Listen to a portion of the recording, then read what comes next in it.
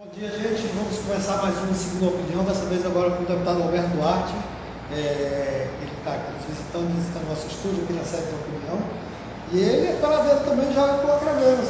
Ele disse que acreditou naquela história do Acravenos jogar bola. Só disse que ele é encrenqueiro pra caramba, lá é um machinjoado, gosta de arranjar confusão, né? Dizem que ele joga bola, eu nunca vi. Mas, deputado, vamos falar. O senhor teve agora uma viagem pelo interior, né? Sim. Como é que foi essa agenda? Bom dia, Tião. Bom dia a todos que estão nos assistindo. Na verdade, o Acravenos até joga um pouco de bola, sabe?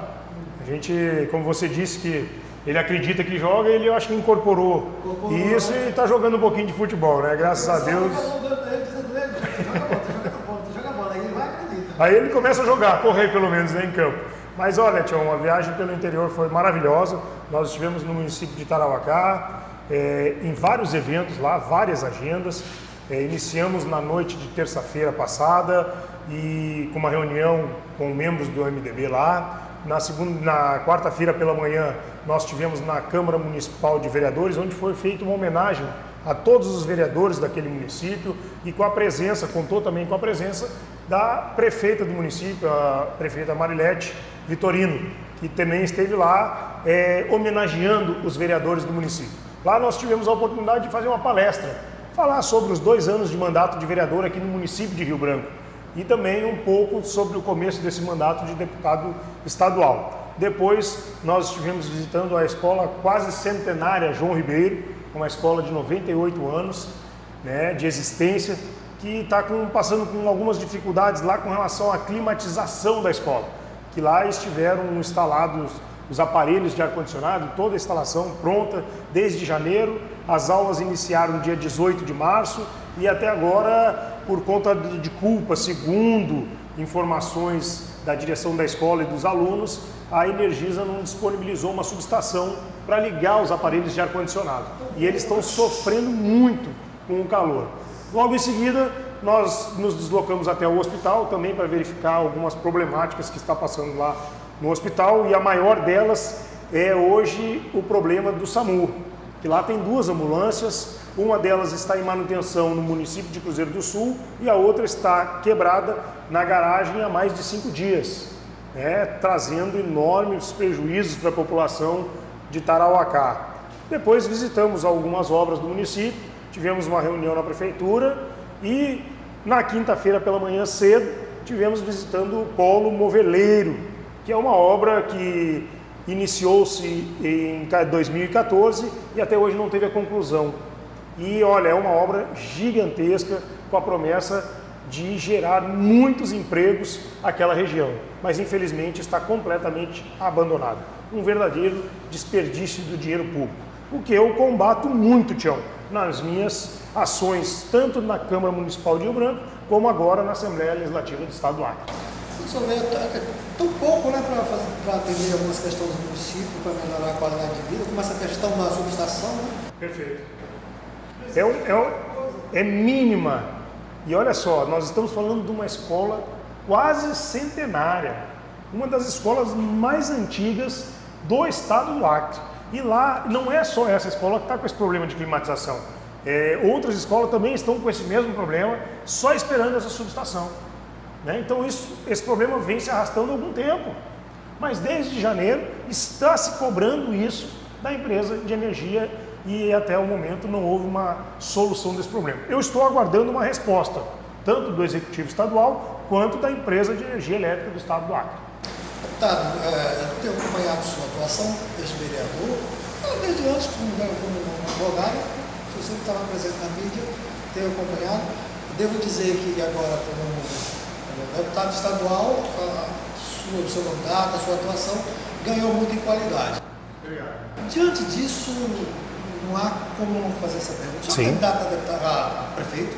Olha só, eu tenho dito a todos, Tião, que eu sou candidato a fazer um bom mandato de deputado estadual na Assembleia Legislativa do Estado do Acre e agora também candidato a fazer um bom mandato de presidente da Executiva Municipal do MDB de Rio Branco, que eu fui eleito agora há poucos dias e estou trabalhando pela renovação do partido. Eu quero fazer a união da renovação com a tradição do glorioso MDB. E é isso que a gente está desenvolvendo. Existe algumas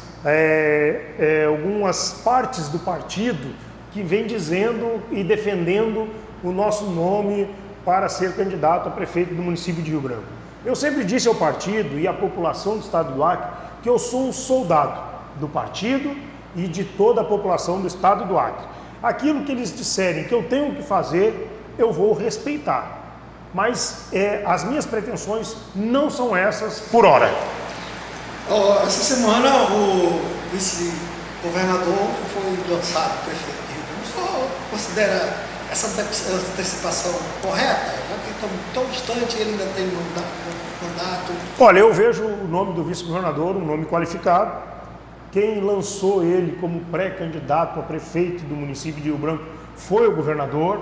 E eu entendo que cada partido tem o direito de lançar os seus candidatos. O PSDB, o PP, o MDB não lançou candidatura, mas afirmou categoricamente, e eu aqui posso lhe afirmar agora como presidente da Executiva Municipal do MDB de Rio Branco, que nós teremos candidato a prefeito do município de Rio Branco.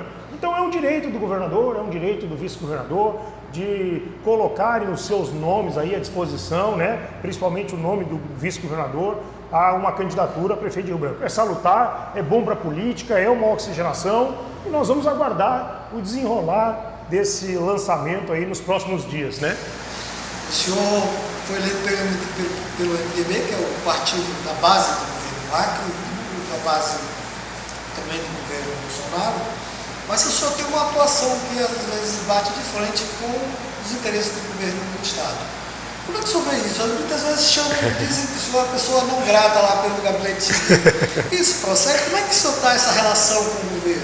Veja bem, olha só, eu sempre disse, Tião, a toda a população, deixei isso muito claro à população e ao próprio governador. Numa única conversa que tive com ele, eu disse a ele: governador, eu não faço parte da sua base de sustentação na Assembleia Legislativa do Estado do Acre.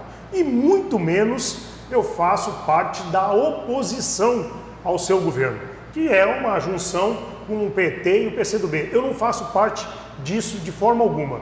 Eu tenho defendido um mandato de independência, um mandato de defender os interesses da população do Estado do Acre. Foi ela que me elegeu para estar na Assembleia Legislativa e é a ela que eu presto contas do meu serviço e do meu mandato. Eu estou lá na Assembleia Legislativa para defender os interesses do povo.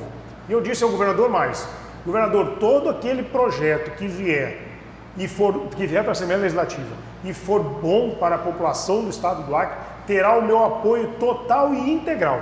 Mas aquele projeto que nós entendermos que não é bom para a população do Estado do Acre, que não vai fazer bem para o Estado do Acre, ele não vai contar com o meu apoio e eu não vou passar a mão na cabeça do governador Gladys Cameli nesse sentido. Isso aí, eu entendo, Tião, que eu ajudo muito mais o governador do que aqueles que só querem dizer amém ao governo. É diferente, é um mandato voltado à população do Estado do Acre. Houve um certo período uma desarticulação do governo com a Assembleia, com o Parlamento. Faltou alguém mesmo, o que faltou com essa relação para ficar mais próximo? Veja, Tião, eu acho que quem pode te responder isso com mais propriedade é o próprio governador. Mas no meu singelo entendimento, ainda existe uma dissintonia entre o governo e o legislativo. E ele precisa organizar essa articulação política junto à Assembleia Legislativa. Está faltando uma sintonia entre o Executivo e o Legislativo. E isso não é bom para a população do Estado do Acre. Nós precisamos que o Legislativo ande junto com o Executivo. E só quem pode fazer isso é o próprio governador, junto com a sua articulação política, junto aos deputados do Estado do Acre. Eu até hoje não vi o governador chamar todos os deputados para uma reunião. Eu até hoje não vi ele chamar os deputados de forma individual. Pelo menos eu, Tião, nunca fui convidado para nenhuma reunião. Eu soube que houve uma reunião da base de sustentação do governo na Casa Civil na sexta-feira passada, e da qual não foram chamados os outros deputados. Eu acho que isso é importante. O governador tem que chamar, inclusive, a própria oposição para conversar. Porque o que a gente quer é o melhor para o estado do Acre. Eu, na qualidade de independente dentro do Poder Legislativo, poderia também ser chamado pelo governador para mostrar para ele o que pode melhorar na construção com o Legislativo. Né? Mas, infelizmente, faltou aí por parte da articulação política do governo, faltou por parte do próprio governador essa conversa, esse diálogo mais aberto com o Legislativo. Realmente, está faltando muita coisa, porque o que a gente vê são derrotas assim, preocupantes, né, de certa forma. Eu não diria, Tião, que o governo teve alguma derrota até agora na Assembleia Legislativa. Eu diria que houve realmente uma falta de diálogo com o Poder Legislativo e de demonstrar qual é o segmento que esse governo vai tomar. Porque no momento que ele disser para o Legislativo que quer realmente defender o agronegócio, a iniciativa privada, o desenvolvimento para o estado do Acre, quer buscar melhorias para a população do Acre, quer buscar parceria, isso é fundamental, com os 22 municípios do estado do Acre, porque as nossas prefeituras, eu estive agora em Tarauacá, estive em Feijó, estive em Sena Madureira, a gente está vendo que existe uma falta ainda de articulação política e parceria com os municípios do estado do Acre. E os municípios dependem muito para se desenvolver do estado do Acre. Passando já os 100 dias, já no 4º mês de mandato, já era para ter ocorrido.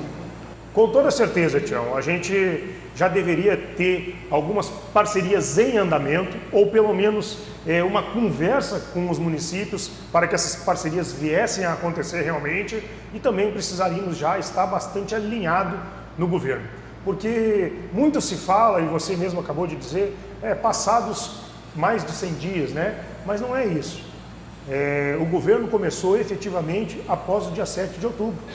Depois que o governo soube que ganhou as eleições, ele já poderia ter montado a sua equipe lá atrás, e no dia 1º de janeiro, quando realmente começou a governar o estado do Acre, a equipe já deveria estar redonda, alinhada para trazer as melhorias que o Acre tanto precisa e tanto necessita. Eu acho que está na hora de esquecermos o que passou e buscarmos melhor para o povo a partir de agora. Né? Apesar de ser tudo correto, concordo com tudo que o senhor disse, as críticas são ditas, o governo ainda não admite isso, não admite que não está andando. Aí diz que só vai, eu até numa entrevista com o governador, perguntei quando o seu governo vai deixar a sua marca. E aí ele comentou que só a partir de julho que ele vai esquecer o passado, essas coisas todas, mas até agora não se viu isso. Mas agora o secretário de Infraestrutura está dizendo que vai transformar o Acre no canteiro de obras. O senhor acha que é possível nesse momento, já que falta toda essa desarticulação? Olha, eu inclusive salientei na Assembleia Legislativa, fiz um alerta também na Assembleia Legislativa com relação à possível perca daquela emenda parlamentar federal de mais de 90 milhões de reais de recuperação para os ramais. Eu entendo que é quase impossível não perder esse dinheiro todo para recuperar os ramais do nosso estado. Eu via lá no começo do governo, falava-se em recuperação de mais de 1.000 quilômetros de ramais. Hoje o próprio secretário de Infraestrutura já admite que o projeto é para 300 quilômetros de ramais. Ou seja, já perdemos 700 quilômetros de recuperação de ramal. Isso são as palavras do próprio secretário de Infraestrutura, Thiago Caetano. Sem falar na possibilidade, eu faço aqui um alerta novamente, da perca de mais de 90 milhões de reais de emendas parlamentares que foi construída ainda quando o nosso atual governador era senador da República. Então ele já sabia dessa emenda. Então, a partir do dia 7 de outubro, volto a dizer, dia 7 de outubro, o governo soube que ganhou as eleições, já deveria tratar essas emendas parlamentares de mais de 90 milhões de reais como uma necessidade de primeiro grau. Deveria ser a primeira coisa a ser tratada já do dia 8 de outubro em diante. E aí, eu hoje venho aqui, perto de menos de um mês para se perder essa emenda, fazer esse alerta. E vou dizer mais uma vez aqui para você, Tião, e para todos que estão nos assistindo, se realmente perdermos essa emenda, a culpa e a responsabilidade é da atual gestão. Nós temos que ter responsabilidade com o povo do Acre. Nós temos que começar realmente a governar o Acre. Eu defendi esse governo, defendo esse governo, ainda acredito que esse governo vai dar certo, torço para que esse governo dê certo, porque eu entendo que toda aquela pessoa que torcer para um governo dar errado, ela está torcendo contra si mesma, contra a sua própria família e contra todo o povo do Acre. Eu torço para que o governo dê certo, confio que o governo ainda vai dar certo. Mas eu também não posso passar a mão na cabeça do nosso governador, dos secretários, quando as coisas não estiverem andando bem. Críticas fortes e contundentes, mas é por isso que o senhor vai convidar para aquela reuniãozinha lá, continua com essa não grata. Tu já está profetizando que eu vou ser prefeito aí? Mas olha, mudando de assunto, e a CPI da Energisa? O que ela vai trazer de bom para nós consumidores? O senhor é uma das lideranças, junto com o deputado Genilson, nessa CPI. Olha, é bom que se diga que essa CPI, ela não é dos deputados, ela não é da oposição, ela não é da situação, ela não é da independência, ela é do povo do estado do Acre. Agora, para que essa CPI venha a trazer frutos, venha realmente a buscar resultados, ela precisa ser presidida e relatada por pessoas que têm um interesse nessa CPI desde o seu início. Se acontecer algo diferente, por exemplo, colocarmos na presidência alguém que não queria assinar, que era contra a CPI, se nós botarmos alguém na relatoria dessa CPI, que era contrário a essa CPI, que não era a favor dessa CPI, ela não vai dar em lugar nenhum. Tipo o deputado Tchê, Com certeza, o próprio líder, atual líder do governo, né, o deputado Tchê, ele sempre se colocou contrário à CPI. Eu vejo que não haveria agora espaço para ele estar na presidência nem na relatoria. Agora, se a base de sustentação do atual governo, Gladys Cameli, que foi contrário desde o início a essa CPI, se colocar como presidente, ele pode, porque ele tem a maioria na Assembleia Legislativa, ou se colocar como relator, ela está dada ao fracasso. E eu quero aqui salientar, Tião, e é importante isso, destacar mais uma vez, eu sempre disse desde o início que essa CPI não é para reduzir, e ela não tem o poder de reduzir os valores da tarifa de energia elétrica no estado do Acre. Mas ela visa buscar um preço justo para a energia no estado do Acre. De que forma? Trazendo as problemáticas que estão sendo construídas na tarifa de energia e buscando as soluções para que haja um mínimo, pelo menos de redução, para que se busque um preço justo na energia elétrica no estado do Acre, que é uma das maiores energias, é um dos maiores valores de energias do país. Um outro tema que o senhor esteve muito à frente foi com relação àquela proposta que beneficiava empresas de fora do estado. Essa semana a gente teve um fato novo, uma notícia, que fala de uma microempresa de Manaus que foi contratada para uma licitação de 8 milhões, se eu não me engano, mas ela, por ser microempresa, só pode faturar até 360 mil por ano. O que é isso? O que é isso? Seria que isso... Olha só, eu observei uma denúncia que foi feita na Assembleia Legislativa do Estado do Acre pelo deputado Wagner Calegari com relação a essa situação de uma empresa que tem origem de Manaus, que teria feito um contrato com o governo do Estado do Acre de cerca de 8 milhões sem licitação, com dispensa de licitação. É preciso se averiguar isso, se essa denúncia realmente ela condiz com a verdade, com a realidade. Eu sou muito objetivo em tudo aquilo que eu falo. Para eu fazer uma denúncia, eu tenho os fundamentos, eu tenho documentos. E eu espero que o deputado Calegari consiga fundamentar, demonstrar e provar essa denúncia. E se isso realmente aconteceu, e se isso estiver errado, se tiver alguma irregularidade, olha só, eu estou falando se supostamente houver irregularidades, tem que ser levado ao Ministério Público, tem que ser apurado e que sejam punidos os responsáveis. Eu aqui não vou passar a mão na cabeça de nenhum governo, quem quer que seja, de qual partido for, inclusive o próprio MDB. Se errar, eu não passo a mão na cabeça do meu próprio partido. Porque às vezes as pessoas dizem, o deputado fala do partido A, fala do partido B, mas esquece o seu partido, a sua origem. E eu nunca esqueci de fazer as críticas, quando necessárias, ao meu próprio partido. Tá, então pegando esse gancho, nós tivemos agora uma operação da Polícia Federal, onde teve algumas pessoas presas na região do Vale do Acre, se não me engano, no Alto Acre, e que seriam membros do MDB. E tivemos outras, principalmente naquela região de Brasileia, muita gente, inclusive o ex-secretário-geral do MDB, e vez por outra a gente tem essas situações. Falou, junto com outros partidos também, inclusive o próprio PT. Sim, perfeito. Mas o MDB está sempre nessa situação, pelo menos aqui no Acre. Como é que o senhor, agora presidente do Diretório Municipal, vai contribuir para que essa ética política dentro do MDB passe a vigorar? Porque o MDB já foi um partido de lideranças, de grande nome. Eu vou manter o meu posicionamento, porque eu, da política, sempre me mantive coeso a tudo aquilo que eu falei. Eu entendo que, se houver suspeitas de irregularidades, e o caso que você citou é a questão do IBAMA, que foi uma indicação do MDB, se houver irregularidades, que se investigue, que se processe, que se julgue e que se condene os culpados. Eu não vou passar a mão na cabeça de ninguém, pode ser do meu partido, mas eu espero que tudo aconteça com todos, com os membros do MDB, com os membros do PSDB, do PP, do PT, do PCdoB, que todos eles que sejam sempre respeitado o direito do contraditório e da ampla defesa.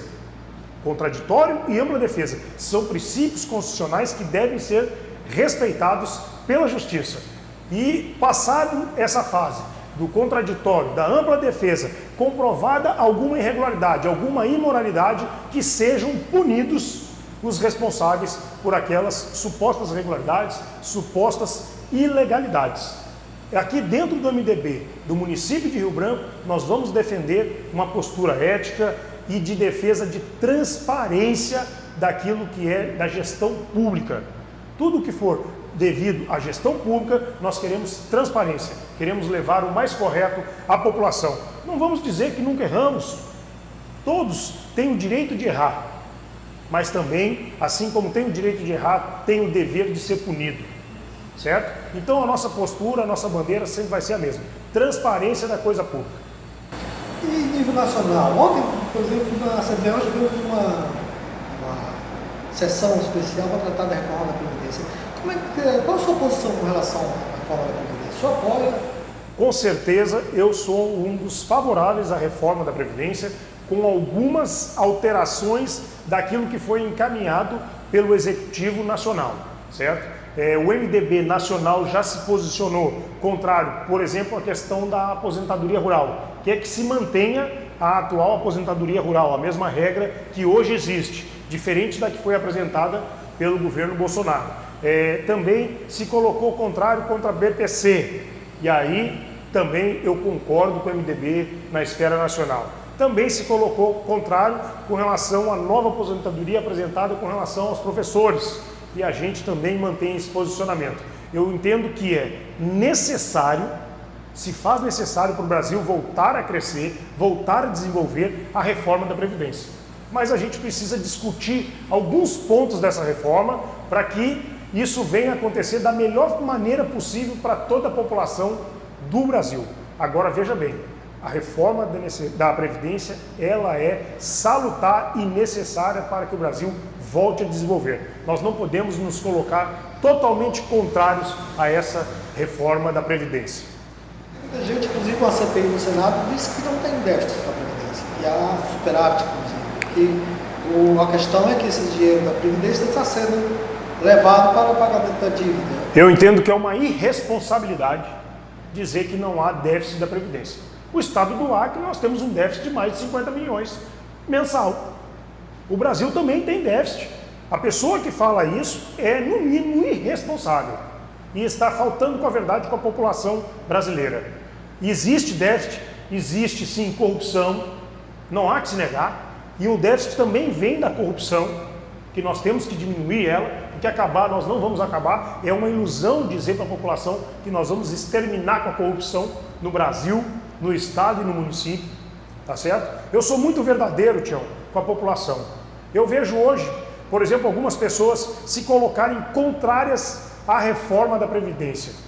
Mas elas não dizem o porquê são contrárias. Quais são os pontos, quais são os aspectos que elas se colocam contrárias à reforma da Previdência.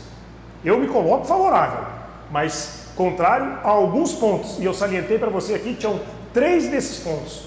Então a gente tem que ser muito honesto com a população e mostrar para eles que realmente o Brasil, para voltar a desenvolver, necessita da reforma da Previdência. Eu iria mais longe.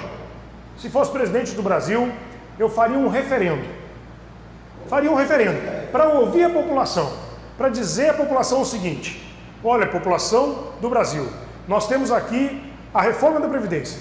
Para se fazer a reforma da Previdência, você tem que dizer sim. Você tem que dizer sim para que o Brasil volte a crescer, para que o Brasil volte a ter credibilidade. E você pode dizer não. Para dizer não, você também tem que saber das possíveis consequências. E olha a palavra que eu uso: possíveis consequências de não haver a reforma da Previdência. Qual é uma delas? O Brasil quebrar nos próximos anos. O Brasil deixar de pagar os seus aposentados nos próximos anos, e não são muito longe não. Nos próximos anos, bem próximos. E como é que o senhor avalia o governo Bolsonaro essas primeiras vezes? Assim como eu avalio o nosso governo Gladson Cameli, o governo Bolsonaro tem faltado ainda algumas articulações para ele, tem mostrado ainda um desalinhamento do executivo com o próprio legislativo, mas eu acredito ainda muito na vontade do Bolsonaro de fazer o melhor pelo Brasil. Assim como eu também acredito na vontade do governador Gladson Cameli de fazer o melhor pelo estado do Acre. Eu acredito nesses 2 governos, mas eles ainda não têm mostrado por que vieram governar o estado do Acre e o Brasil. Nós precisamos de atitudes que mostrem à nossa população, que dê credibilidade à nossa população e que a nossa população ainda tenha confiança nesses 2 governos, tanto no governo estadual quanto no governo federal. Eu ainda acredito que nós vamos melhorar o estado do Acre e que nós vamos voltar a desenvolver o nosso país. Muito bem, deputado, o nosso tempo é curto, uma entrevista excelente. Eu acho que dá até para a gente avançar mais se a gente tivesse, porque tem muitos assuntos. Verdade. Infelizmente, depois disso, o senhor continua não convidado para as reuniões lá. Qualquer dia desses, se o joelho deixar, eu vou jogar a bola com vocês. Maravilha. Deixa o espaço aberto para o senhor. Olha, Tião, eu quero em primeiro lugar agradecer a oportunidade pelo espaço, agradecer ao Jornal Opinião também a oportunidade de nos trazer até aqui para que a gente possa colocar um pouco das nossas opiniões, prestar um pouco de contas do nosso mandato à população do estado do Acre e também fazer as nossas colocações aqui daquilo que entendemos melhor para o Acre e para o Brasil. Eu quero deixar o convite aberto para você bater uma peladinha com a gente lá no Clube Cafezar. O Acrevenos disse que vai te dar uns dribles muito bons lá dentro. Vamos ver como é que vai ser em campo. Você é metido com esse negócio de falar que ele não joga bola. O problema é esse. Mas eu finalizo, Tião, dizendo a toda a população do Acre que eu ainda acredito muito no nosso estado, que eu acredito no nosso país, e eu tenho certeza que nós vamos voltar a gerar emprego e renda, tanto no estado do Acre como no Brasil. Só precisamos de pequenos ajustes, tanto no governo estadual quanto no governo federal. E quando o governador Gladson Cameli quiser nos convidar para uma reunião lá na Casa Civil, nós estamos de portas abertas, Tião.